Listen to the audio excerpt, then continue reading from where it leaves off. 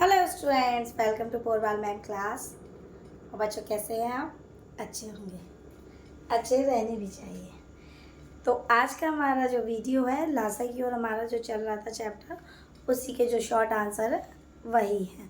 तो हमने पिछले वीडियो में आप 4 क्वेश्चन करा दिए थे, ये उसके आगे के हैं। अच्छा, अब मैं अपने वीडियो में जितने क्वेश्चन मैं कराऊंगी इसके साथ साथ कुछ क्वेश्चन आपको देंगे, उसके आंसर फाइन आपको करने हैं, ठीक है ना।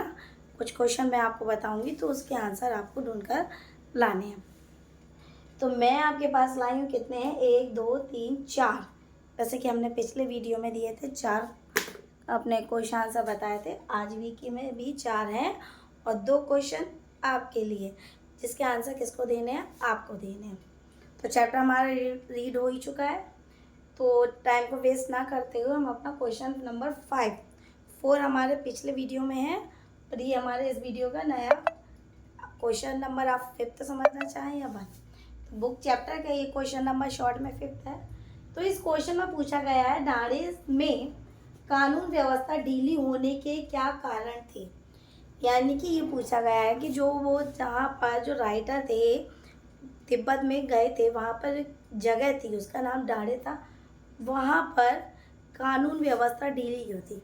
देखिए उसका रीज़न क्या था जो कानून व्यवस्था ढीली थी, कि जो वो पहाड़ों की ऊंचाई थी, यानी जो नगर वहाँ पर था पहाड़ों की कितनी ऊंचाई पर बना था? 16-17 हज़ार फीट की ऊंचाई पर वो बसा हुआ था।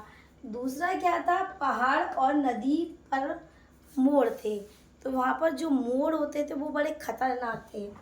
तो इसलिए वहाँ पर वो क्या जगह थी? बिल्कुल निर्जन। निर्जन यानी कि लोगों के रहने लायक वो जगह नहीं थी। जब लोगों के रहने लायक वो जगह नहीं होगी तो यहाँ पुलिस भी नहीं रहती थी। जब लोग ही नहीं रहते तो पुलिस भी तो कहाँ रहती है? पुलिस का काम क्या है? लोगों की सुरक्षा करना। जब लोग ही नहीं है तो नदी और पहाड़ की तो सुरक्षा करेगी नहीं वो।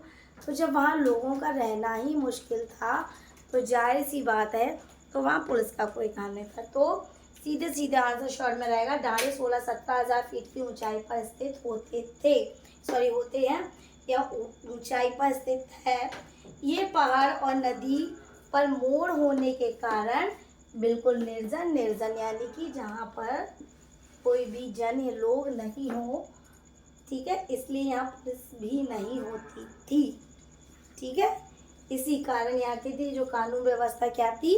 ढीली थी, जब पुलिस नहीं थी। अगला क्वेश्चन है, तिब्बत में मरे आदमी की स्थिति क्या होती है?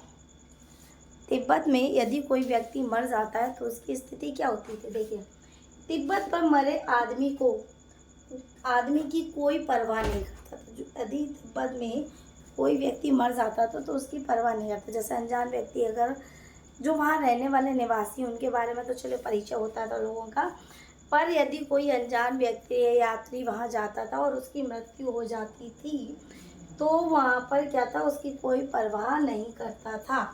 पुलिस, गवाह और सुरक्षा प्रबंध ना होने के कारण, यानी वहाँ पर ना तो उसका कोई गवाह होता था, पुलिस भी नहीं होती थी और सुरक्षा के कोई प्रबंध थे ही नहीं, ठीक है। ना होने के कारण आदमी मरकर क्या रहता था? गुमनाम रह जाता था। यदि कोई व्यक्ति यात्री की वहाँ मृत्यु हो जाती थी तो वो कैसा हो जाता था? वहाँ पर गुमनाम ही रहता था। अच्छा, थर्ड है, सुमति गंडे कैसे बनाता था? गंडे यानी जैसे बोला जाए नेगेटिव एनर्जी से सुरक्षा के लिए या रोगों से सुरक्षित रहने के लिए, तो जो ताबीज़ बनाया जाता है उसको बोलते हैं गंडे। तो सुमति गंडे कैसे बनाता था? तो सुमति यानी जो राइटर का दोस्त था, सुमति कपड़े की पतली पतली चिरी, यानी कपड़ा होता था उसको पतला पतला फाड़ लिया करता था, चीर लिया करता था, बत्तियों से गंडे बनाता था। उनको चीर का पतला पतला लंबा करके फिर उसको जैसे चोटी नुमा गूंथते या किसी भी डिज़ाइन में आकार में देकर उसको लंबा लंबा धागे के आकार का बना लेता था, ठीक है। ये 3 आपको समझ में आ। अब हमारा चौथा है, डांडे के देवता के स्थान को कैसे सजाया गया? यानी जो पहाड़ पे सबसे ऊंचाई पे चोटी पर जो एक मंदिर था, उस मंदिर के बारे में पूछा गया कि उस मंदिर को कैसे सजाया। देखिए, उस मंदिर को कैसे सजाया गया था? पत्थरों के ढेर से। किससे? पत्थरों के ढेर से तथा जानवरों के सींगों से, कपड़ों की रंग बिरंगी झंडियाँ। यानी जो वो मंदिर था किस प्रकार सजाया गया? सबसे पहले पत्थरों के ढेर से बनाया गया, सजाया गया। दूसरा क्या था उसमें? दूसरा क्या था? जानवरों के जो सींग थे उससे, और जो रंग बिरंगे कपड़े थे उससे क्या थी? झंडियाँ, छोटी छोटी झंडियाँ सी बनाकर उससे ये मंदिर सजाया गया था। तो ये तो हो गए हमारे 4 आज के क्वेश्चन आंसर। अब 2 क्वेश्चन मैं आपको यहाँ बोल रही हूँ, इसके आंसर आपको देने हैं, ठीक है? तो इसके आंसर आप देंगे। पहला क्वेश्चन मेरा है, गांव पहुंचकर लेखक को क्या बात समझ में आई? इसका आंसर आप मुझे अपने डिस्क्रिप्शन बॉक्स में दे सकते हैं कि गांव पहुंचकर लेखक को क्या बात समझ में आई।